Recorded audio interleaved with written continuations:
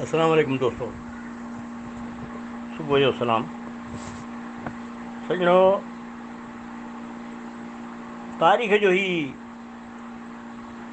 वॾो जबर आहे जो हीअ अमन जी धरती सिंध पंहिंजे कुदरती शाहूकारीअ सबबु हमेशह ॻेझू धारियुनि हमला आवरनि जी जेके असां वक़्त ब वक़्तु लताड़ी वई आहे उन्हनि जे तरफ़ां।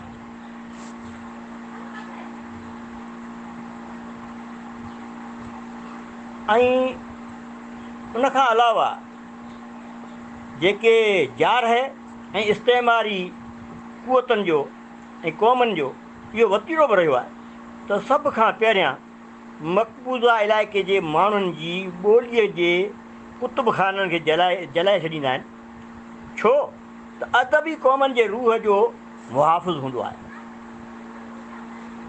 मोहम्मद ख़ान ग़नी जो हिकु निज़म जेको मेहरान साल जे 1979 जे शुमारे में छपियो हो, उन जो हिकु ॿ यानी बंद मूंखे यादि आहिनि।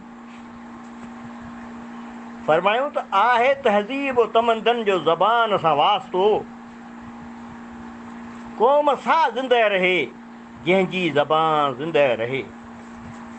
ज़िंदगी आहे ज़बान सां, बेज़बानी मौत आहे। गर्ज धारा कीअं भला शीरे ज़ज़ां ज़िंदह रहे।